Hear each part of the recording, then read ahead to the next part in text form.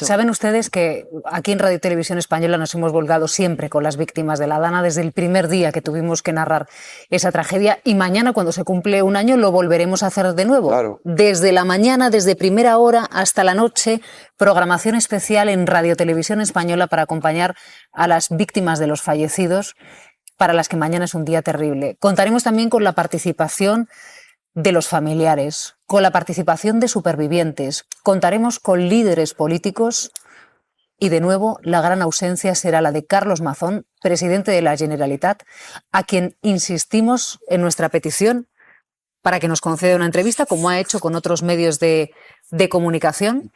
Insistimos en que tiene abiertas las puertas de este programa porque hay muchas dudas y queremos hablar con él de qué es lo que sucedió ese día fatídico.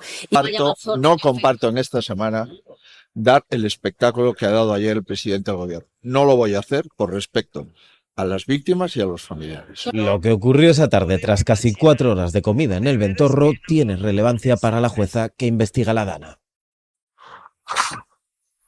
Hay informaciones que apuntan a que está creciendo mucho la presión en el interior del Partido Popular para que Feijóo mueva ficha y ya acabe con el caso de Mazón. Sí, hoy lo contamos en El País, ¿no? Y efectivamente es que esta es la semana que Feijóo quería centrar, y el Partido Popular querían centrar en la comparecencia de Pedro Sánchez en el Senado el próximo jueves o viernes, sí, jueves. Y de repente se ha desdibujado todo y todo vuelve a centrarse en Mazón. ¿Por qué?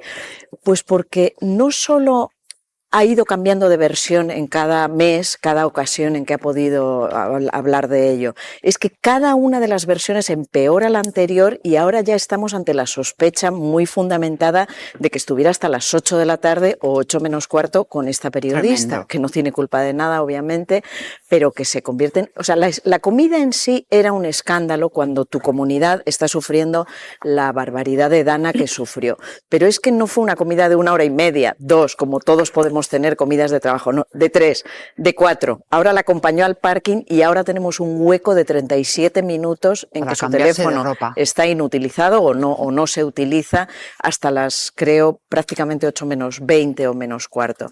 Entonces, es una indecencia que este señor siga siendo presidente de la comunidad, es una indecencia que mañana vayamos a cumplir 1 año con el dolor que a todos nos acompaña, con el comentario y la conciencia que a todos nos acompaña desde aquel día que estábamos en este plató, de que esa alerta llegó tarde y de que Mazón no estaba. Y es escandaloso que Feijóo siga manteniendo al Partido Popular. Sé que le han votado los valencianos, pero hay encuestas que ya dicen que un 75% considera que debe dimitir, y hasta el ABC de ayer, y hasta un 61% de votantes del Partido Popular están convencidos de que se debe ir. Es una indecencia que Mazón siga siendo presidente. Yo creo que en eso no vamos a estar, creo, básicamente de acuerdo. Es decir, lo que pasa es que yo ya elevo la responsabilidad. Es decir, yo ya ni siquiera creo que Mazón tenga ya responsabilidad en todo esto. La responsabilidad la tiene quienes le están sosteniendo.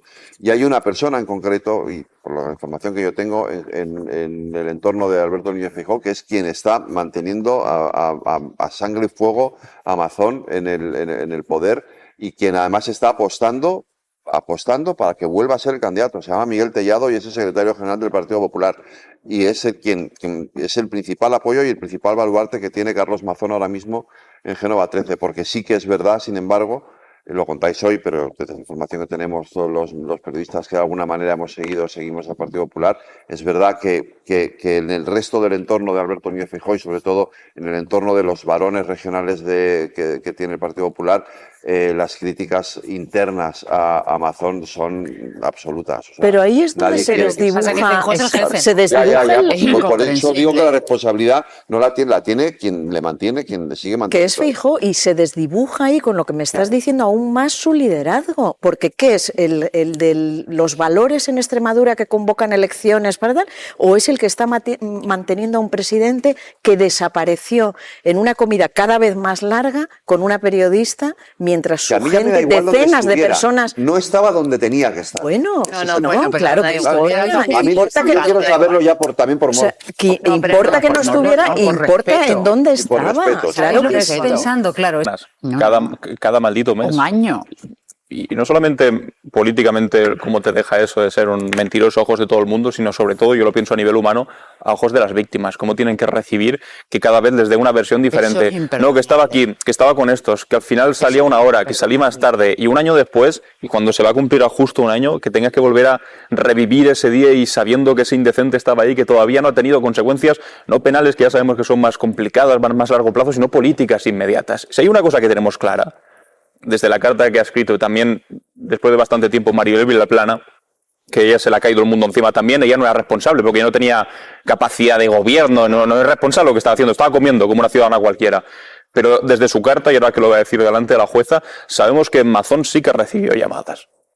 Y esas llamadas no eran de su sobrino preguntándole qué tal, qué estado soy, tío, no, eran de lo que estaba pasando. Claro. Entre las 5 y las 6 de ese día, el 112 recibió más de 2.000 llamadas. Obviamente, es que estaba muriendo gente, pero no solamente cuando esa parte del principio de la comida. Una cosa, yo no sé por qué lo seguimos llamando comida. Comida puede ser igual cuando quedaron a las 3, pero yo creo que a las 6 de la tarde no estaban rebañando el plato de garbanzos especialidad del Ventorro.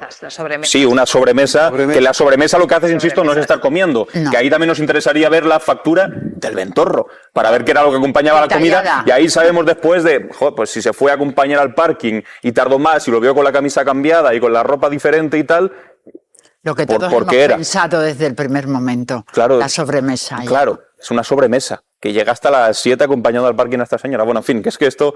Es que ya me parece hasta frívolo tener que estar hablando, que estar hablando de esto, pero es que también es importante. No está donde tenía que estar, claro, pero es que creo que también me parece importante por ver la indecencia de este señor, en qué condición estaba cuando llegó al sitio donde se estaba diciendo sobre la vida y la muerte, y mientras acompañaba al parking, que estaban literalmente las personas ahogándose cuando ni siquiera habían recibido. Se estaban muriendo. Es que se estaban muriendo con el teléfono móvil llamando al 112, mientras él decía, bueno, muy bien, y seguía. Eso es imperdonable. Igual lo que sonaba de fondo era el tintineo de los hielos. ¿Qué es lo que estaban haciendo en ese momento? Y esos niños que ayer... Ana. Y entonces, ¿cuándo llegará el momento de solucionar lo de Valencia? Amiga. ¿Por qué Mazón sigue sin arrojar luz sobre lo que hizo en esas horas críticas de la Dana por la tarde? El presidente no ha querido valorar las últimas revelaciones, que ya saben ustedes que dicen que después de estar horas comiendo con Maribel Vilaplana en el Ventorro, lo que hizo fue acompañar a la periodista hasta el parking donde tenía el coche. Ustedes, que decía Elena Crespi, va a venir Feijóo al desayuno y dice que va a hacer declaraciones, porque claro, el balón de oxígeno que le viene con la Extremadura es grande. Sí. Pero claro, los periodistas tenemos la mala costumbre de preguntar por todo. Y ellos entonces, claro, según preguntamos por Extremadura, preguntamos después por Mazón, porque es que mañana se va a cumplir el primer aniversario de la Dana. Y claro, Feijóo no quiere hablar de la Dana esta semana, pero 2 días después de la tragedia sí habló. Y habló en Valencia y dijo que estuvo permanentemente, puntualmente, creo que fue la expresión exacta, informado gracias a Carlos Mazón. ¿Cuándo le llamó? No le llamó. Además, según el listado que ha facilitado el propio Mazón a las Cortes Valencianas, porque no hay, digamos, un documento oficial de ninguna esto de teléfono, ninguna. Entonces, no habló con él en ningún momento, hasta las 9 y pico de la noche. Yo, además, creo recordar que Feijóo al principio mantuvo la prudencia de qué podía pasar con Mazón, si caería, si no caería.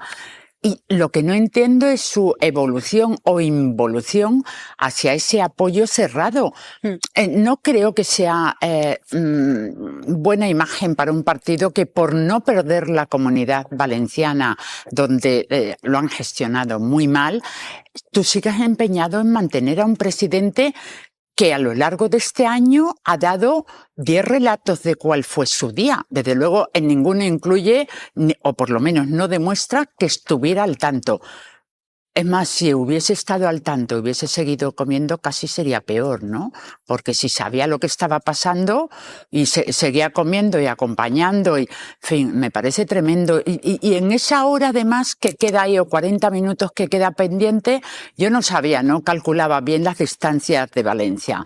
Pero ayer, cuando escuché a algunos políticos y a algunos compañeros explicar que incluso desde el parking público, que estaba en dirección contraria, hasta la sede de la Generalitat se tarda 10 minutos caminando, y él tardó 1 hora, Es que todo Y vino con otra ropa. Y vino con otra Madre ropa, mía. de verdad. Vino con otra ropa. Igual Es que- no fue al parking solamente, atando cabos. Pero bueno, lo cierto es que no estuvo. No estuvo, no donde tenía que estuvo. estar. Es Y claro, sería muy dolorosísimo. grave que hubiese seguido comiendo sabiendo lo que estaba sucediendo. que se Claro, estaba no sé ahogando qué es Valencia. peor, no sé qué es peor, que Pero- no cogiera el teléfono o que lo cogiera y sabiéndolo se quedara Que comiendo. es que y estaban bebiéndose muriendo de ropa. decenas de Pero Estaba ¿saben muriendo personas. gente. ustedes lo Decenas. realmente grave?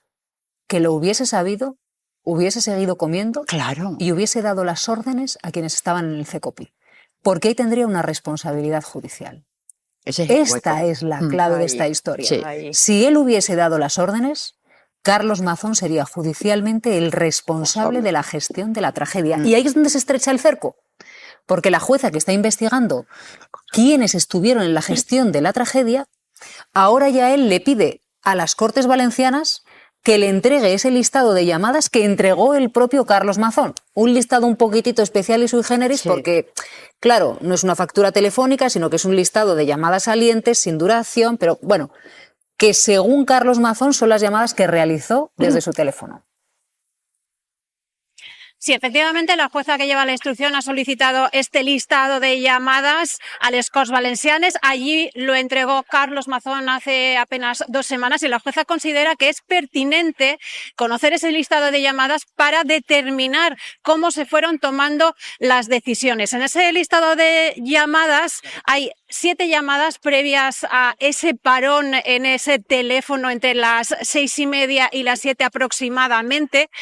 Una primera llamada a las 4:30 a Salomé Pradas que no respondió Carlos Mazón y varias llamadas que sí respondió, por lo tanto sí habló con la consellera. Por lo tanto, sabía, era conocedor, como estabais diciendo en la mesa, de la importancia, de la gravedad de lo que estaba ocurriendo y si lo sabía, ¿cómo es que siguió comiendo con esta periodista, con Maribel Vilaplana? Además, si atamos un poco las horas, esta media hora en la que no hay llamadas es justo cuando habría dejado de acompañar a Maribel Vilaplana en ese parking. ¿Qué hizo Carlos Mazón después de acompañar a Maribel Vilaplana al parking? De momento no lo sabemos. Es la gran incógnita. Jordi Nieva, buen día. Hola, buenos días, ¿qué tal? Y aquí es donde entra la investigación judicial. ¿Cómo de cuidadosa está siendo la magistrada, Jordi? Porque, claro, ella no puede imputar ni tan siquiera investigar a Carlos Mazón, pero dice, bueno, ya que hay un listado de llamadas, por si ofreciesen alguna pista, le voy a pedir a las Cortes Valencianas que me lo pasen. No, la jueza de Catarroja está haciendo lo que le ordena el Tribunal Supremo en su jurisprudencia. Es decir, ella lo que está haciendo es agotar toda la investigación hasta que prácticamente esté todo hecho para que luego el tribunal que tendría que juzgar al aforado, que en este caso es Carlos Mazón, ¿no?, pues tenga ya prácticamente todo el trabajo hecho. Es decir, no es que esté ni muchísimo menos dilatando la investigación, ni en definitiva viendo a ver si Mazón estuvo aquí. No, lo que está haciendo realmente es lo que tiene que hacer. Porque claro, lo que hay que hacer es esclarecer lo que ocurrió aquella tarde. Y hombre, y en el esclarecimiento de lo que ocurrió aquella tarde, saber qué estuvo haciendo el presidente de la Generalitat Valenciana, pues tiene una importancia capital, sobre todo por saber si él había delegado en sus consejeros y se desentendió, o bien había dado órdenes precisas en un determinado sentido, como por ejemplo, pues oiga, que no se haga nada, que no se den alertas. Claro, todo esto es muy relevante judicialmente porque es la diferencia en tener solamente una responsabilidad política, en la que evidentemente no voy a entrar, a tener una responsabilidad judicial que, hombre, que teniendo en cuenta el número de muertos y el número de heridos, pues por supuesto podría ser grave. Por eso, claro, a la hora de determinar qué es lo que ha ocurrido, saber dónde estuvo Carlos Mazón en esas horas es absolutamente fundamental, por mucho que la jueza no pueda juzgarlo. Pero es que es lo que tiene que hacer, tiene que averiguarlo.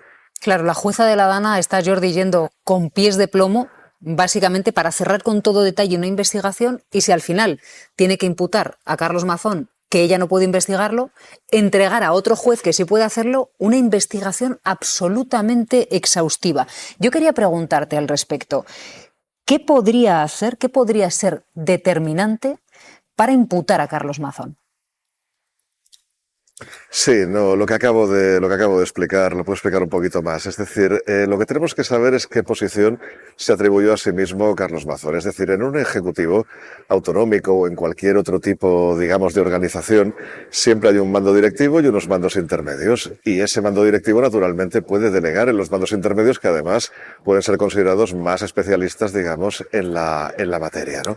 Bien, lo que hay que ver allí es si, en definitiva, él asumió, por decirlo así, la capitanía que le corresponde y dijo, no, aquí lo que se hace es lo que digo yo y nada más, o bien delegó en los expertos en la materia, es decir, en sus mandos intermedios, porque claro, dependiendo de quién diera, que para mí es la clave, la orden de no dar alertas o en definitiva de no avisar a la población o de no establecer las medidas de seguridad para evitar la masacre que se produjo, pues claro, ahí es donde tenemos que determinar quién hizo qué.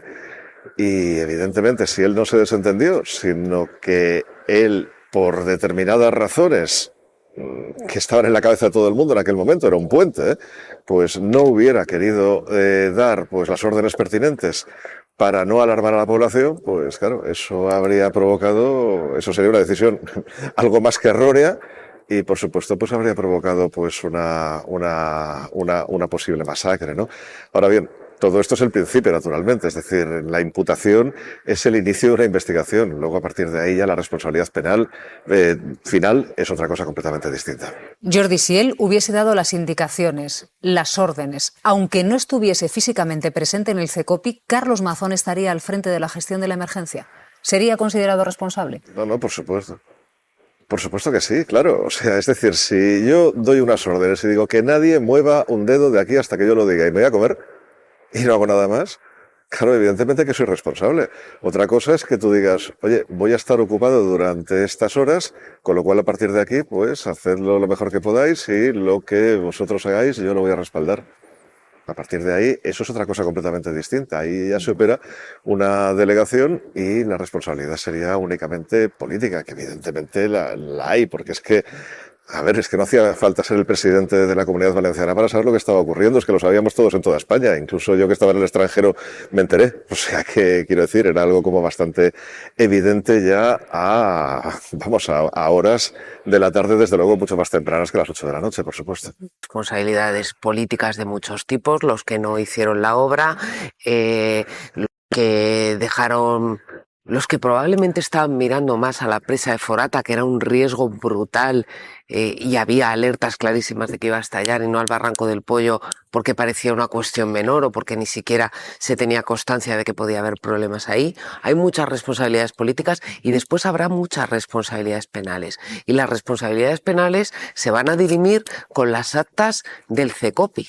Veremos a ver si con las actas también de las reuniones, porque había un comité de crisis también en Moncloa en la que estaban los subsecretarios de seguridad siguiendo la alerta de la EMET y las consecuencias. Y que la juez supongo que tiene que tener. Hemos visto anotar Barranco del Pollo ahí tranquilamente a las 12:30 de la mañana como uno de los lugares de mayor riesgo. Claro. 12:30 de la mañana. Horas antes. Pero también la Confederación Hidrográfica y las alertas que fue dando, porque era la única que tenía los ojos allí con los sensores. Y creo que la jueza también... dice que la Confederación Hidrográfica del Júcar no. Pero lo que hemos visto en un vídeo que hemos emitido nosotros, porque es un vídeo que no se le presentó a la jueza hasta que lo emitió, perdóname Cristina, esta casa, es a la consejera de emergencias anotar Barranco del Pollo. 12:30 de la mañana. Y a Carlos Mazón diciendo a las 2 de la tarde que había una alerta hidrológica. Luego ya se fue a comer, ya para él la cosa se calmó. Incluso el día anterior. Yo es un tema que no me canso de decir cada vez que hablamos de esto. El día anterior la Universidad de Valencia mandó un correo a toda la comunidad educativa diciendo mañana se suspenden las clases. El día anterior. Con la misma información de la EMET que tenía el gobierno de la Comunidad Valenciana y que tenían todas las entidades públicas y privadas. Con la misma información, esa universidad la noche de antes, a las 8 de la tarde, manda un correo a toda la comunidad universitaria diciendo mañana se suspenden las clases. Al día siguiente, ya el día 29, a las 10 de la mañana, vuelve a mandar un correo diciendo no se suspenden solamente las clases, se suspende toda actividad académica, es decir, que no queremos ver aquí a nadie porque tenemos esta información de que puede pasar esto. Por lo tanto, ya hablamos incluso del día anterior, que con la misma información unos suspenden todos, y al señor Mazón lo vimos, creo que eran sobre las 12:30 del mediodía, riéndose de la decisión que había tomado la Universidad de Valencia, diciendo que estaban exagerando. Por lo tanto, primera responsabilidad política, que hay clarísimamente y que luego se ausenta. Las cuestiones penales, efectivamente, los tribunales dirán, pero es muy interesante esto que nos comentaba el doctor Nieva, porque efectivamente, si en algún momento determinado se viera que el señor Mazón dio la orden de todos quietos hasta que yo no llegue, o esperad a que yo pase por allí, entonces la cosa cambiaría. La cosa cambiaría muchísimo. Claro. Y ojo, porque la jueza, decía Silvia, yo creo que muy prudentemente y muy bien, ¿no? Va con pies de plomo, efectivamente, porque el caso es delicado donde los haya. Y con la sensibilidad a flor de piel, como vamos a poder comprobar estos días.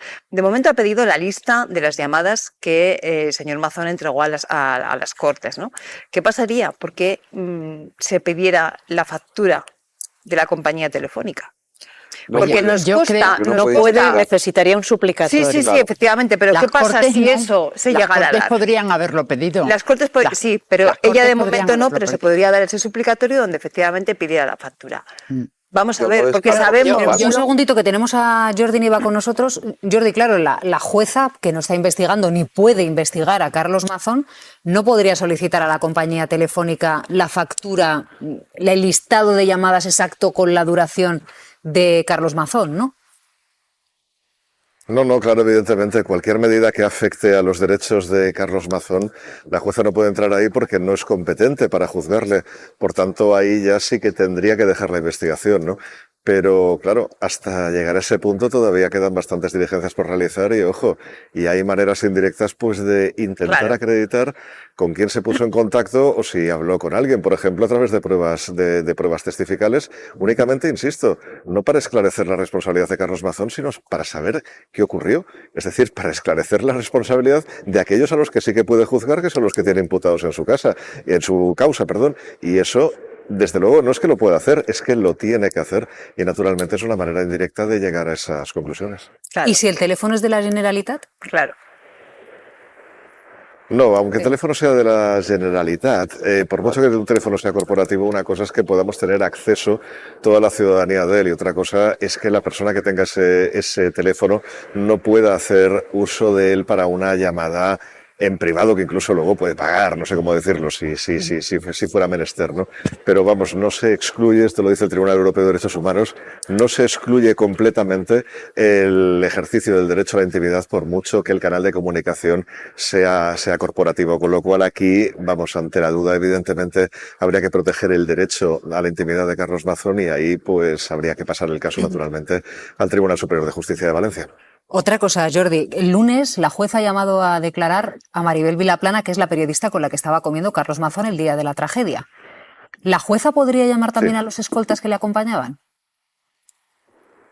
Sí, vamos a ver, a todo lo que atañe a personas que pueden esclarecer lo ocurrido aquella tarde es naturalmente importantísimo, porque claro, a ver si se entiende, la responsabilidad es o de unos o de otros o compartida. Es decir, o es de quien capitaneaba o es de quien era capitaneado, es decir, es del presidente o es de los consejeros o es una responsabilidad compartida. Pero claro, antes de llegar a esa conclusión, tenemos que saber si efectivamente esos cargos inferiores pues pudieron estar implicados en la toma de decisiones o recibieron la orden de no hacer absolutamente nada. Claro, y ahí es perfectamente relevante lo que pueda decir una persona que, vamos, por circunstancias de la vida, tuvo acceso a quien podía dar las órdenes y a quien podía hacer esas delegaciones en ese momento. Y a partir de ahí, dependiendo de lo que declarara y dependiendo de la credibilidad que, cuidado, le merezca a la jueza en función de datos objetivos, no en función de impresiones, no en función de intuiciones, sino en función de datos objetivos que pueda acreditar, claro, a partir de ahí, pues la investigación puede dar un giro o puede quedarse donde está y decir, mire, don Carlos Mazón puede tener una responsabilidad política, yo en eso no entro como jueza, pero responsabilidad penal no le acabo de ver en este momento y eso es posible, naturalmente. Y a partir de ahí, pues ella continúa con su investigación. Por tanto, desde luego, el testimonio de esta periodista, por más molesto que naturalmente le pueda ser un testimonio a cualquier persona, naturalmente que es necesario en esta causa y es completamente adecuado. Es algo que no decidió directamente la jueza, es algo que decidió la Audiencia de Valencia, que le revocó, digamos, esta es la decisión de no llamarla a declarar, pero vamos, a mí me parece que eso sí que es acertado y la corrección de la Audiencia Provincial de Valencia ha sido acertada. Pues la magistrada empieza a tener mucho trabajo acumulado. Les vamos a contar por qué. Van a escuchar un fragmento de un documental de esta casa de Radio Televisión Española que vamos a emitir mañana sobre lo que ocurrió el día de la Dana. El presidente de la Diputación de Valencia reconoce en ese documental que era Salomé Pradas quien dirigía la emergencia. ¿Dónde está la novedad? Pues es que hasta ahora decía que quienes estaban al frente eran solo los técnicos. En este cas, la que dirigia l'emergència era ella, no era el president. Vull dir, al final, no sé, te parla amb una persona. Quan al final tens que prendre decisions i tens que consultar-les, doncs les consultes, i si no pots consultar-les, prendre les decisions. Así que por esta contradicción, Yael lo que está pidiendo una acusación popular es que el presidente de la Diputación de Valencia vuelva a ser llamado a declarar ante la jueza. Efectivamente, Acció Cultural, una acusación popular, solicita que Vicent Montpó vuelva a declarar. Ya declaró el 20 de julio, 8 horas de declaración, y se ha contradicho en varias ocasiones. Previo a esa declaración ante la jueza hizo una entrevista en La Sexta en la que dijo que había hablado con Carlos Mazón sobre ese mensaje de alerta que se envió ya a las 8:10, y sin embargo en la instrucción declaró que no había hablado en ningún caso sobre este tema con Carlos Mazón. Y ahora mismo, claro, por una parte dijo en la instrucción que eran los técnicos los que estaban dirigiendo esa reunión y tomando decisiones. Sin embargo, ahora con estas imágenes de Televisión Española se ve como dice que es Salomé Pradas la que está dirigiendo y no Carlos Mazón, que además hace alusión a la llamada que Salomé Pradas realizó a las 4:30 de la tarde al presidente y que este no respondió. ¿Y ahora qué, Jordi? ¿Ahora qué debe hacer la jueza sabiendo que esta persona, el presidente de la Diputación de Valencia, se ha contradicho en varias ocasiones y ahora claramente delante de nuevo de otras cámaras de televisión que son las nuestras? Bueno, pues vamos a ver si se contradice también en sede judicial y entonces a partir de ahí pues podríamos tener eventualmente un delito de falso testimonio. Pero claro, que una persona vaya diciendo una cosa y la contraria fuera de las cámaras simplemente es un muy mal indicio en su contra. Es decir, es relevante naturalmente para la investigación y lo que tiene que hacer es volverlo a llamar a declarar hasta que efectivamente pues recojamos el vestigio que se deriva de su declaración. Es decir, sepamos qué es lo que dice este señor y lo podamos contrastar, ¿eh? O sea, porque aquí nos estamos fiando mucho de quién dice, de qué dice uno, qué dice el otro. No, a ver, aquí las demás están registradas. La cadena de mando yo creo que está bastante clara o bastante bien especificada y lo que queremos conocer es realmente cuál fue esa cadena de mando más allá de dimes y diretes. Y hoy hay una declaración esencial, Yael, porque llega el turno para una de las jefas del servicio de emergencias, ¿no? Efectivamente, Inma Piles declara hoy y es bastante importante esta declaración por varios motivos.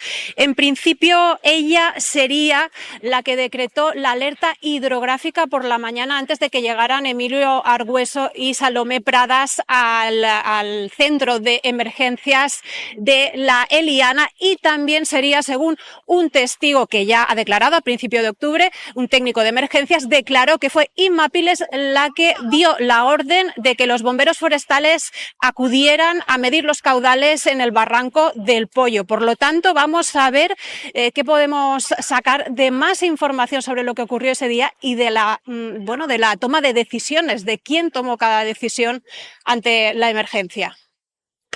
¿Cómo lo ves, Estrella? A ver, desde luego, como estábamos diciendo antes, la instrucción de la jueza está siendo rigurosa e impecable, ¿no? En cuanto a la factura del teléfono, que lo que tienen las Cortes son el listado que él mismo ha querido hacer y enviarle, la jueza no, pero las Cortes sí podrían haber pedido ese listado oficial de una factura donde se viera a quién llamaba él y quién le llamaba a él, ¿no? por otra parte, hemos estado antes hablando de qué ha hecho, qué no ha hecho en tantas horas.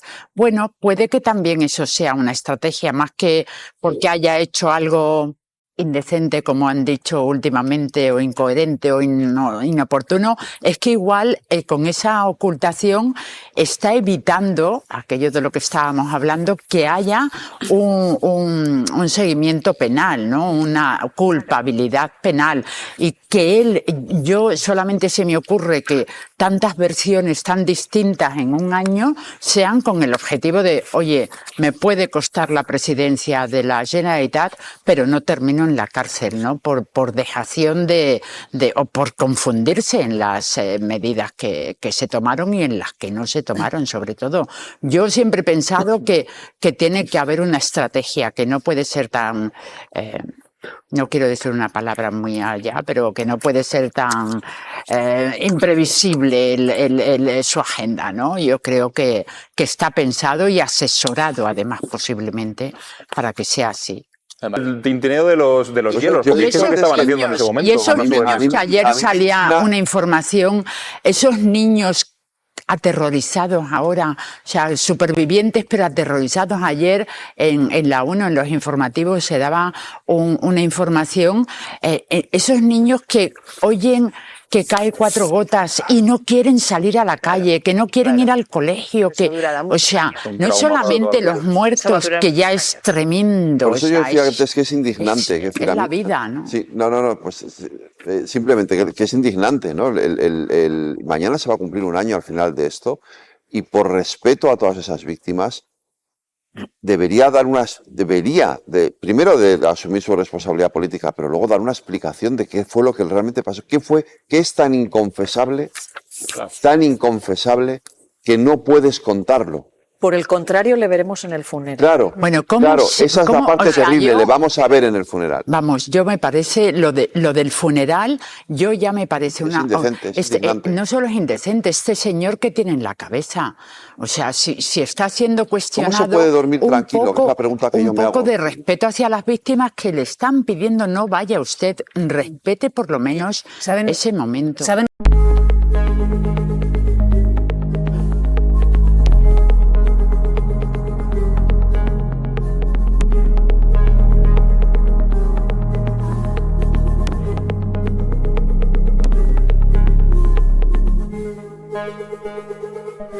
Thank you.